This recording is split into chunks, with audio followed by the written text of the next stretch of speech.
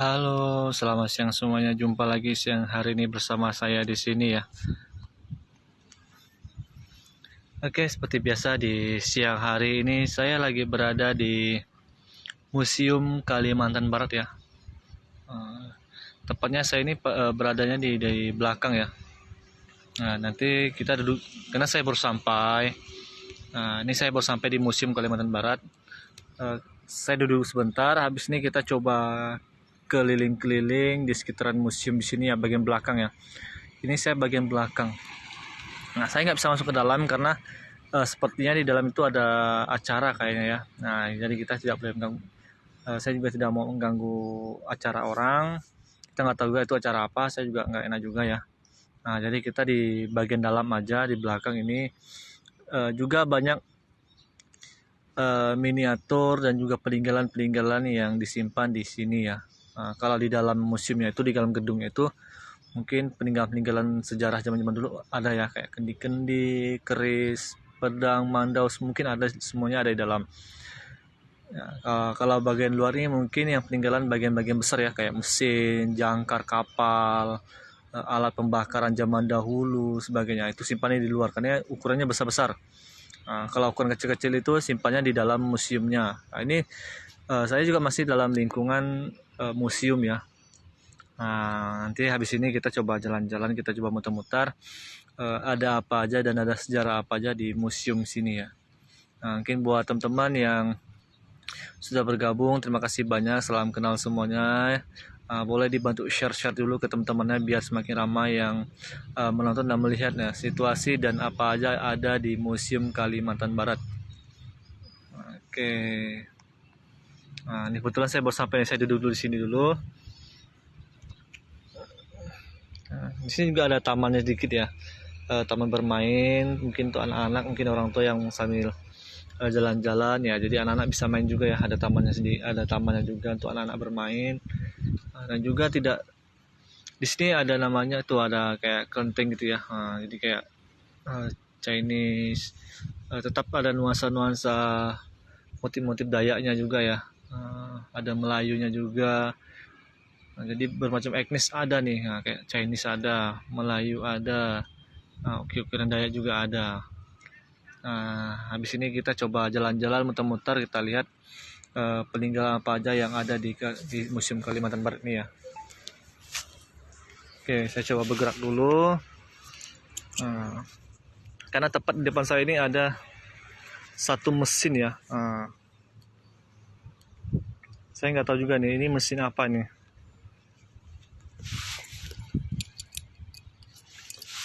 Nah, ini mesin apa nih di depan saya nih.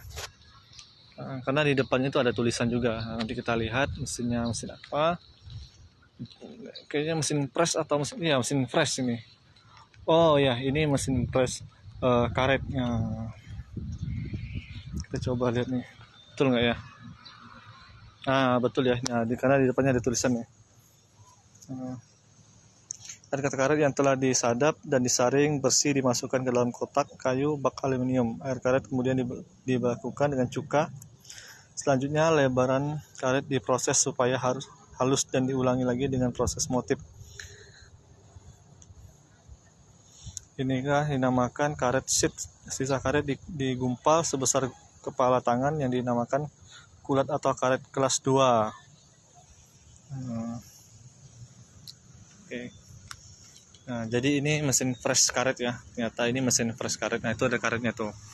Gantung ada karetnya. Nah, ternyata ini mesin fresh karet zaman dulu ya mungkin ya. Nah, mungkin sekarang udah pakai mesin tenaga diesel mungkin. Nah, karena ini masih tenaga manusia nih, karena dia ada baling-balingnya untuk kita putar.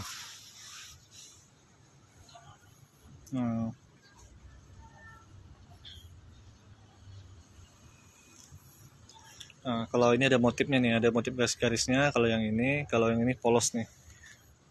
Nah, itu ada gantungan karetnya contohnya itu ya.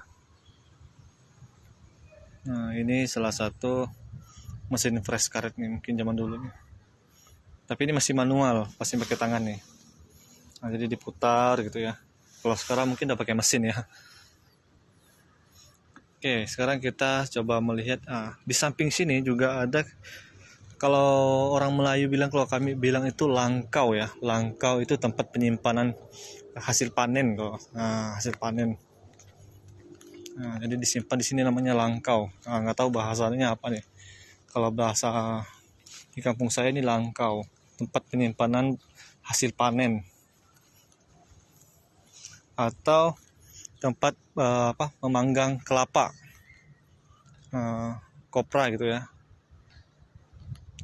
Bangunan berbentuk panggung, bahan bangunan umumnya menggunakan kayu, belian, atap model pelana, dapat dibuka dan ditutup dari daun nipah atau rimbia. Dinding terbuat dari papan nipah untuk sisi bangunan terhadap. Ini langkau ya, langkau betul ya, langkau, tulisannya juga langkau untuk kelapa ya atau kopra. Jadi dimasukkan ini untuk pembakaran di bawah pengapiannya, jadi kelapanya susun ke atas, jadi nanti supaya kelapanya itu kering gitu ya. Jadi seperti diasap ya. Nah, ini jalannya seperti ini nih. Atap di atasnya bisa dibuka ya. Ini bisa dibuka katup atapnya.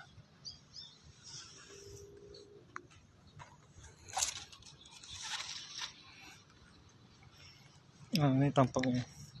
Kalau yang asli itu ukurannya besar ya. Ini karena ini sedikit miniaturnya dibuat semirip mungkin. Nah, jadi biasanya ada yang banyak ini, setahu saya itu daerah Padang Tikar. Setahu saya, karena paling saya nggak pernah pergi, karena Padang Tikar itu termasuk kampung halaman saya juga sih ya. Setelah ini kita coba masuk ke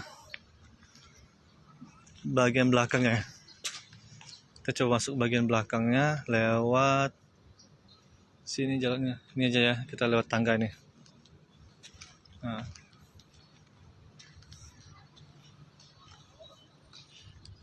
Kalau di sini itu dapatnya monumen Katulistiwa. Cuman nggak bisa masuk, tertutup tuh, tutup pintunya. Menenun Katulistiwa. Wah, berarti tempat menenun di sini ya. Tempat menenun di sini nih, tapi tertutup, nggak bisa masuk. Nah, di situ juga ada anak-anak yang lagi latihan menari di pendoponya kayak Tionghoa ya. Ada anak latihan menari di situ. Nah, kita lewat sini nih. Kita lewat sini, kita lihat itu proses pemanggangan ya, tempat pemanggangan zaman dahulu ya kayak itu. Nah, itu ada anak lagi latihan nari itu.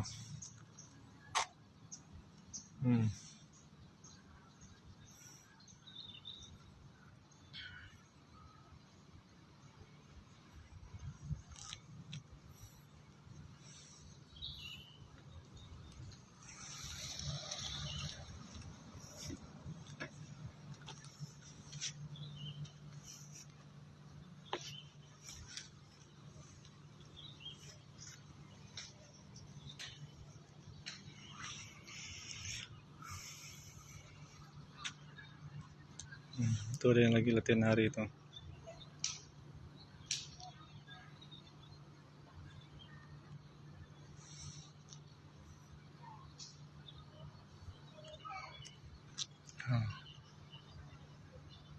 Menenun Katulistiwa ya. Dia mungkin menenunnya dengan motif khas Dayak Kalimantan Barat ya. Dengan motif khas Kalimantan Barat. Nah, itu masih ada, kayaknya baru selesai tuh acaranya tuh. Tamu-tamunya pakai baju Melayu semua. Oke, kita coba sebelah kiri saya nih. Di tengah-tengah, kita coba di sebelah kiri saya itu ada seperti tempat pemanggangan gitu ya. Besar banget nih, kita coba lihat ke sana. Nah, karena di depan tuh ada tulisan, jadi kita bisa tahu ini apa dan fungsinya apa gitu ya. Oke, kita coba masuk ke sini. Wah, banyak burung juga di sini nih, makan buah-buah.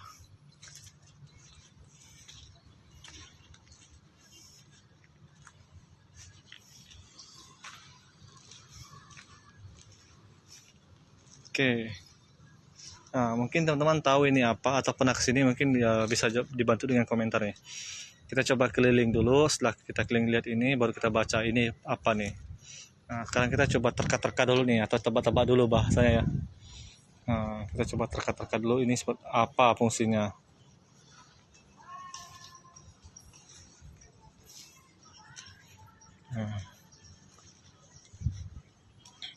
Nah, ini ada tempat untuk memasukkan kayu bakarnya di sini ya. Nah, masukkan kayu bakar di sini. Nah, itu ada ventilasi untuk asapnya ya.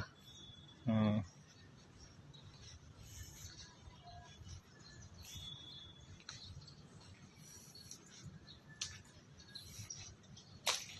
ya.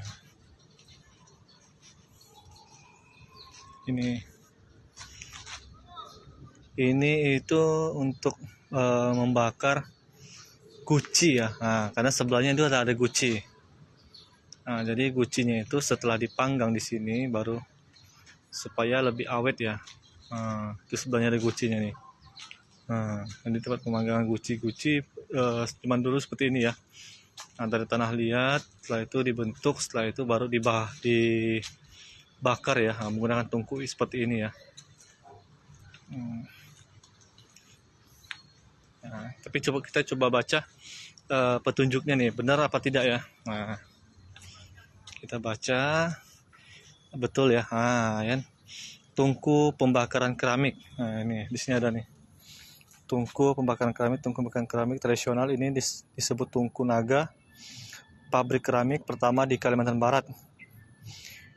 Didirikan di Desa Sedau, Singkawang pada tahun 1933. Menurut penelitian para ahli, tungku pembakaran keramik tradisional seperti ini adalah salah satu yang tersisa di Asia Tenggara pada saat sekarang. Selain yang ditemukan di Filipina, benda-benda keramik serupa produksi di Desa Sedau yang terkenal dengan sebutan keramik Singkawang. Wah, berarti ini tungku pembakaran keramik tradisional dari Sedau, yaitu kota Singkawang ya. Namanya Tungku Naga. Wah, biasa betul ya, karena panjang seperti naga, maka julukannya Tungku Naga. Ya, ini tungku pemanggangan keramik ya. Wah, satu-satunya di Asia Tenggara. Dan itu berada di kota Singkawang ya, Kalimantan Barat. Dan keduanya itu ada di Filipina juga. Cuma ada 2 ya. Oke. Nah, ini Tungku Naga. Letaknya tepatnya itu di daerah Sedau, di kota Singkawang. Dari Pontianak ke Singkawang itu ya sekitar makan waktu 4 jam lah perjalanannya, lumayan jauh juga. Nah, ini Tungku Naga namanya, tempat pemanggangan keramik. Nah, di situ keramiknya kita lihat, di sebelahnya itu ada keramiknya.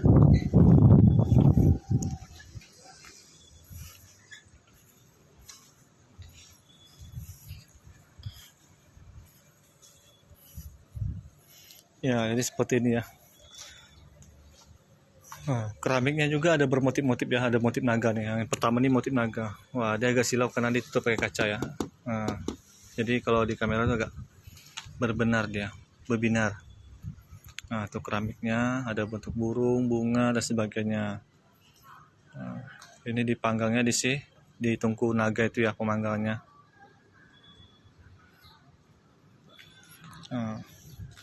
Ini apa nih? Cetakan. Wah, ada cetakan juga. Cetakan ini dibuat dari tanah liat yang merupakan negatif dari model yang dibuat terlebih dahulu. Cetakan ini digunakan untuk membuat hiasan dengan cara menempelkan tanah liat ke dalam cetakan negatif itu setelah dilapisi abu agar tidak melekat. Wah, jadi ini cetakan ya. Ternyata pakai cetakan. Nah, jadi ukiran naga, bunga sebagainya itu dicetak ya. Nah, ini cetakannya seperti ini. Setelah mesin cetakan sebelahnya ada lagi nih. Ini apa nih, kita lihat. Ini seperti kolam. Mungkin di tempat aslinya seperti ini ya. Oh, perendaman. Jadi direndam. Oh, tadi dibuatlah untuk perendaman untuk tanah liatnya di sini. Nah, sebelahnya ini contoh tanah liatnya seperti ini ya. Nah, itu contoh tanah liatnya, dan sebelahnya kau. Kau itu apa ya? Kau itu alat dari kayu yang berbentuk busur panah yang digunakan untuk memotong tanah liat. Oh, untuk memotong tanah liatnya. Jadi untuk memotong tanah liatnya pakai ini ya, kau namanya. Dan di sebelahnya ini ada roda putar untuk mengukir bentuknya ya. Nah, jadi pakai roda putar namanya nih. Nah,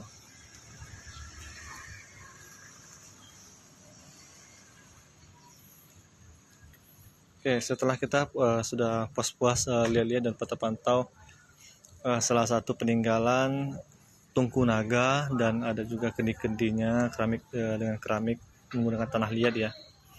Nah, kita beranjak ke sebelahnya lagi nih. Oke, sebelahnya ini adalah sebuah perahu berwarna kuning ya. Biasanya kalau berwarna kuning ini adalah khasnya Melayu. Oke, mungkin teman-teman yang tahu boleh teka-teka ini. Ini perahu kuning itu namanya, julukannya apa nih? Perahu apa? Nah, oke, biar tebak-tebakan dulu, nanti bos saya kasih tahu ini perahu apa ya. Dan ini punya sejarah yang sangat terkenal di Kota Pontianak ya, perahu ini.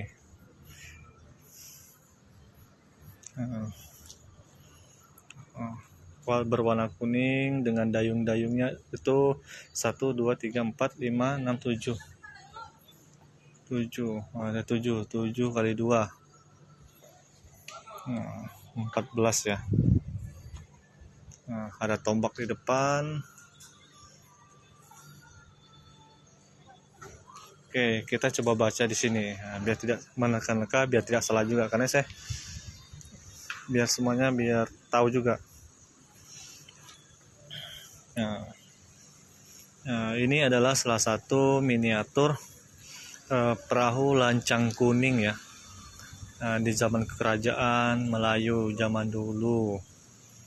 Nah, jadi seperti inilah perahu lancang kuning, makanya warnanya kuning ya. Nah, kita baca sejarahnya di sini ya. Oke, biar kita tahu sejarahnya sedikit nih, walaupun tidak banyak, sejarahnya sedikit, tahu tentang sejarah perahu lancang kuning. Miniatur perahu lancang kuning adalah perahu kebesaran Kesultanan Pontianak yang digunakan oleh Sultan dan keluarganya pada acara resmi Kesultanan. Miniatur perahu lancang kuning dibuat dari bahan kayu mabang yang dicat warna kuning, dan pada bagian bibir perahu terdapat list seluruhan warna hijau. Perahu lancang kuning memiliki 14 dayung dan 1 kemudi di bagian belakang. Di tengah perahu dibuat gerak ruang dinding kaca pada perahu lancang kuning, dan hasil ruangan digunakan sebagai lambang Kesultanan Pontianak. Di dinding haluan perahu terdapat gambar bulan bintang. Nah, jadi seperti itu ya. Jadi ini adalah perahu lancang kuning, yaitu perahu Kesultanan Kota Pontianak pertama kali ya. Nah, makanya itu ada bulan bintang di depan perahunya tuh bulan bintang tuh. Nah, inilah miniatur.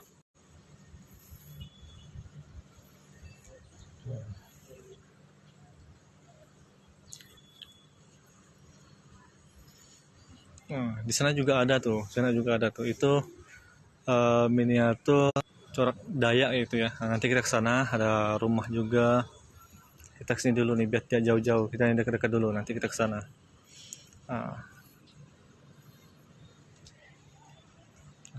Oke, setelah kita melihat miniatur perahu lancang kuning, di sebelah saya ini ada sebuah jangkar kapal besar ya. Ini bukan miniatur tapi ini aslinya ya. Ini peninggalan sejarah ini. Bukan dibuat dengan miniatur tapi ini aslinya, jangkar asli ya, dengan ukuran besar di zaman dulu. Nah, tapi di depannya juga ada tulisan, kita baca ini jangkarnya, jangkar apa. Saya kurang tahu nih jangkar ini peninggalan zaman apa nih dan dari mana asalnya itu ya. Nah, di sini ada nih. Nah, di sini tertulis jangkar armada dagang kapal asing pada abad ke-16. Jangkar armada kapal asing ya. Bahannya besi dengan panjang 450 cm, lebar 300 meter, beratnya kurang lebih 2.500 kg.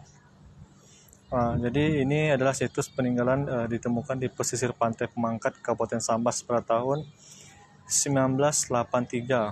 Waduh, lama banget ya. Tuh, 1983.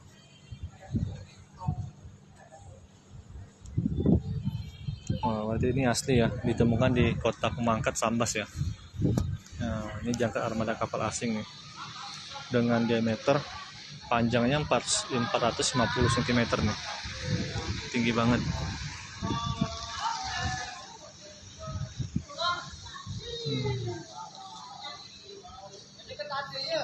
Beratnya itu 2.500 kilo. Untuk berat banget, berarti kapal besar ya zaman dulu nih, di tahun 1983 ditemukannya. Nah, jadi tahun penemuannya itu 1983. Mungkin kapalnya itu mungkin lebih dari itu ya. Nah, mungkin dia terputus atau gimana, kita kurang tahu juga karena nggak dituliskan tentang sejarahnya di sini. Nah, di sini hanya dituliskan tentang beratnya dan sebagainya, ukuran dan ditemukan di mana.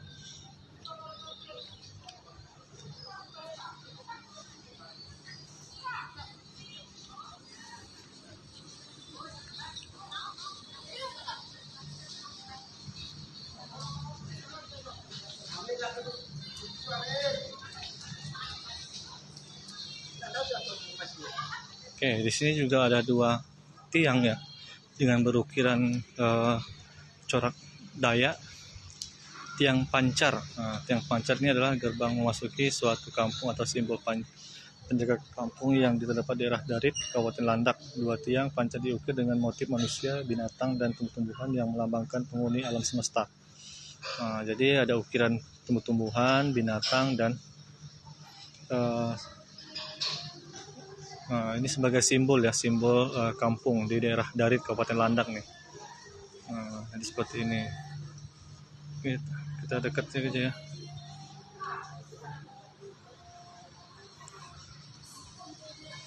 Oke, nah sebelahnya ini ada apa ya? Saya kurang tahu. Ini kayaknya perahu Tampe. Perahu Tambe. Nah, ini perahu apa? Saya kurang tahu juga nih. Nah, nanti kita baca tentang ini. Kita lihat dulu dengan corak merah kuning. Mungkin ini apa ya? Saya kurang tahu juga nih.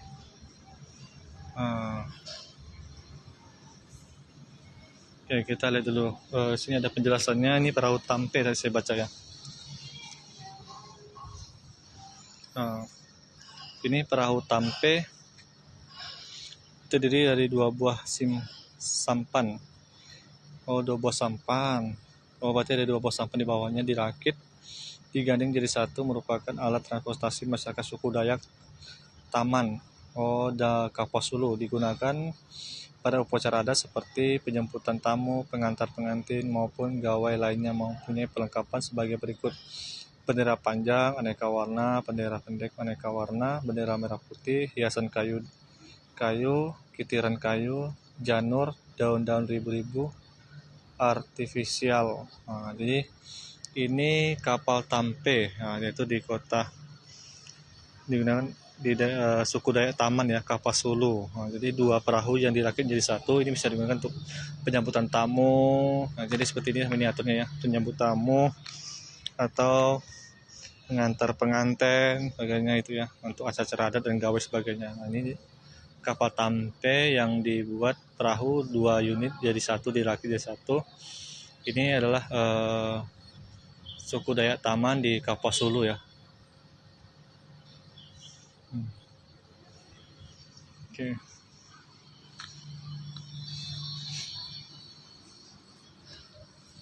Setelah ini kita lihat lagi di sebelahnya tuh. Untuk di luar aja udah banyak ya, apalagi dalamnya kita nggak bisa masuk ke dalamnya. Itu 2 perahu ya di bawahnya itu.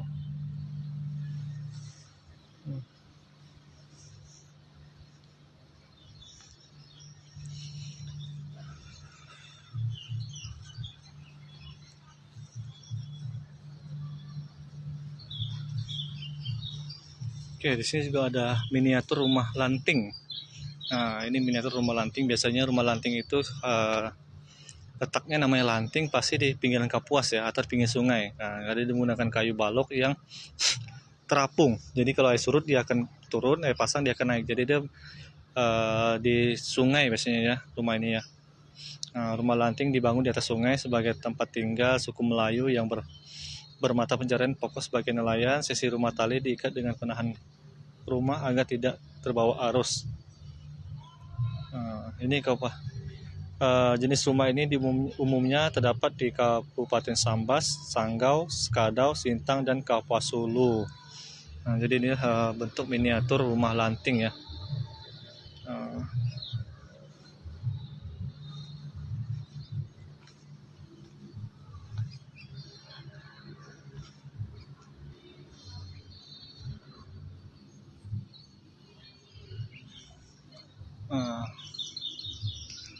Kalau ini rumah lumbung dango padi, yaitu tempat penyimpanan padi hasil panen. Nah, ini dia.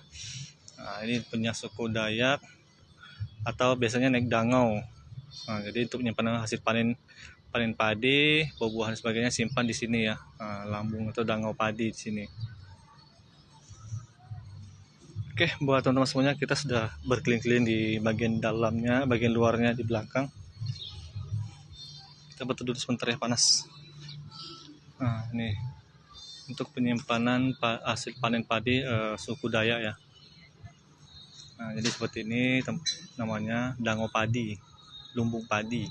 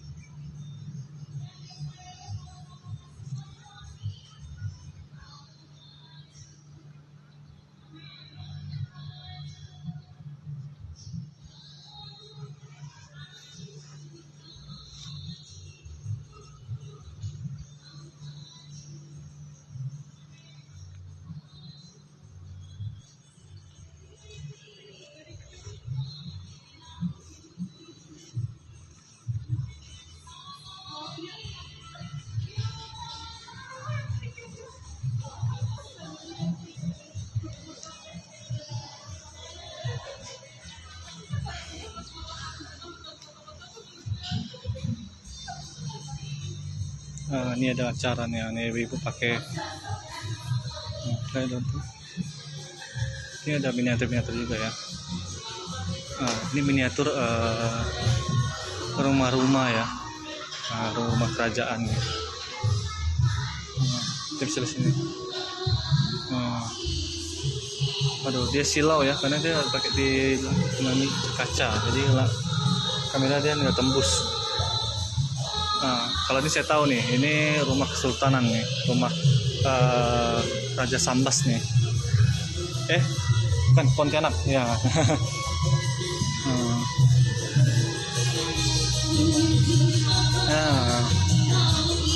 Ini adalah Istana Kadria yang letaknya di Kampung Dalam.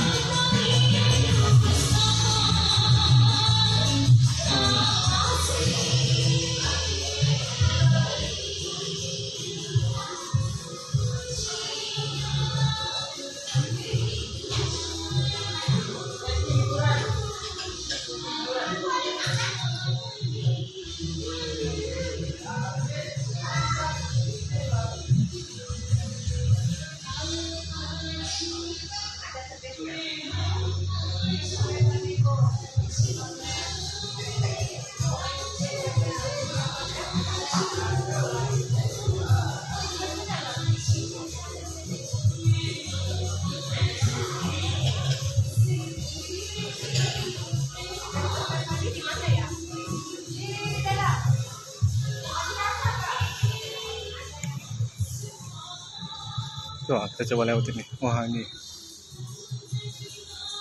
silau ya. Ini kelihatan nih ukirannya.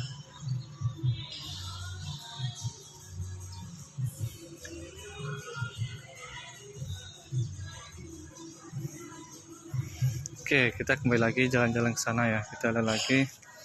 Karena di bagian luarnya ya ini hanya beberapa aja, hanya lancang kuning, ada tungku naga, ada miniatur rumah lanting, ada tempat langkau dan lambung, ada kapal juga ya. Nah, di luarnya. Nah, biasanya kalau di dalam tuh banyak lagi.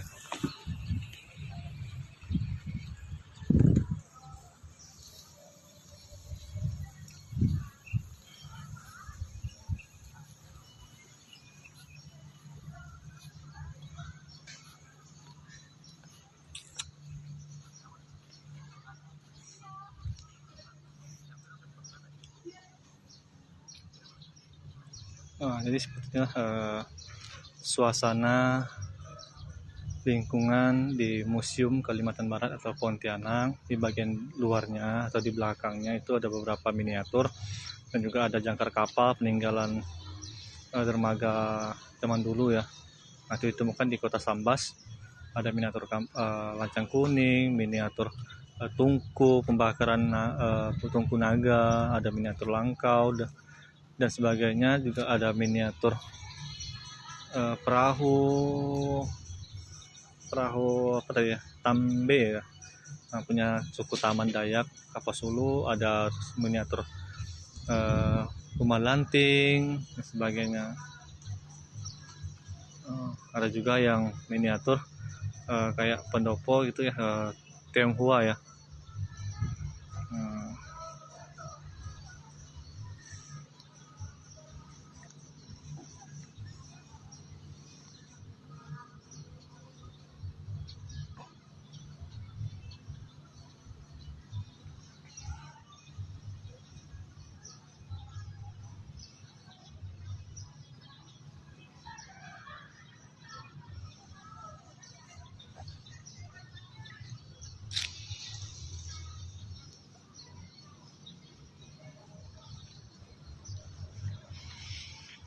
Buat teman-teman semuanya, mungkin di siang hari ini saya ucapkan terima kasih banyak buat teman-teman yang sudah menonton live saya di siang hari ini, yang sudah bantu support juga, terima kasih banyak juga. Dan juga jangan lupa buat teman-teman semuanya selalu dukung saya biar saya selalu hadir untuk kalian, dan saya selalu hadir untuk live di kota-kota Pontianak dan sekitar kota Pontianak seperti apa dan bagaimana. Jadi buat teman-teman biar tidak ketinggalan memantau untuk melihat ada apa aja sih di kota Pontianak dan seperti apa sih situasi kota Pontianak. Jadi buat teman jangan lupa aktifkan notifikasinya biar teman-teman tahu kapan saya live-nya di hari-hari berikutnya gitu ya. Karena jamnya saya nggak bisa tentukan karena kan kadang cuaca hujan atau gimana. Jadi buat teman-teman biar tidak ketinggalan, aktifkan terus aktifkan notifikasinya biar tahu kapan saya live di hari-hari berikutnya. Nah, mungkin untuk siang hari ini saya ucapkan terima kasih banyak buat teman-teman semuanya. Semoga teman-teman semuanya sehat selalu dan lagi beraktivitas, selamat beraktivitas.